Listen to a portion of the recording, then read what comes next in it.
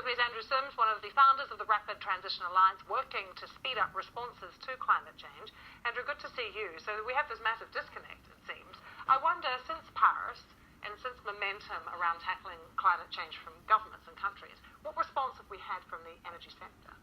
Well, it does look like there's a bit of a road crash going on. You've got the science heading in one direction, and you've even got the mood amongst the big investment companies, the hedge funds, the pension funds, the big institutional investors calling for action. But then you've got the actual fossil fuel companies themselves. Now, you might look at some of the advertising where they might sort of point towards one or two little green projects, but at the basis of it, it's pretty much business as usual. So their attitudes are not changing?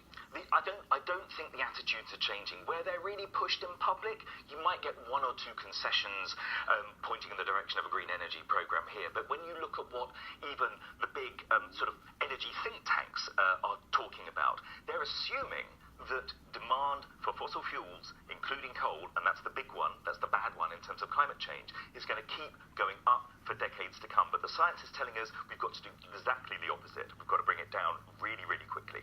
Is there any mechanism at the moment, a legal mechanism, to stop energy companies digging more coal out of the ground? Well, there's a few really simple things that we could do. Now, depending upon which estimate you look at, the fossil fuel companies themselves receive hundreds of billions of dollars worth of subsidy every year.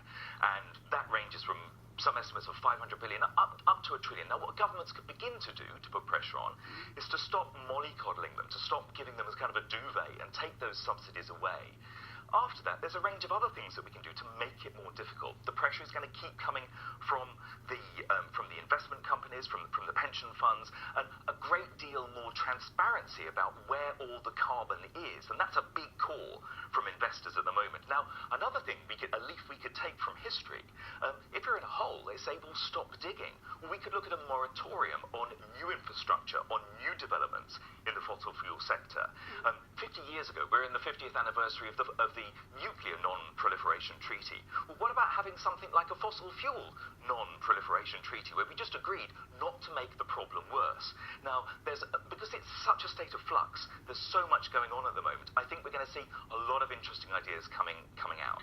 A lot of interesting ideas. What about the political will to make it happen? Well, the political will to make it happen comes from seeing the economic opportunity of this. Now, people too often frame it in terms of costs, but now we're hearing about the costs of inaction. Now, even the sort of, you see these protests in France over fuel prices. Now, you can approach this problem in a way which creates jobs through big investment in clean public transport systems, in making homes and our buildings more energy efficient, so you tackle fuel poverty. There's a way in which we can see massive investment in tackling climate change, which creates jobs, creates cleaner air, creates more convivial communities. There's a huge economic opportunity there, and we're getting the call from the big investors. So at all points, let's approach it intelligently. There can be a win-win here, but it does mean the energy companies having to accept the reality and start shifting their own businesses towards the cleaner fuels. It's a big ship to turn around. It's a big ship to turn around, but we've done it in the past, and I think we can do it again. Good to have you with us. Thank you very much, Andrew Sims.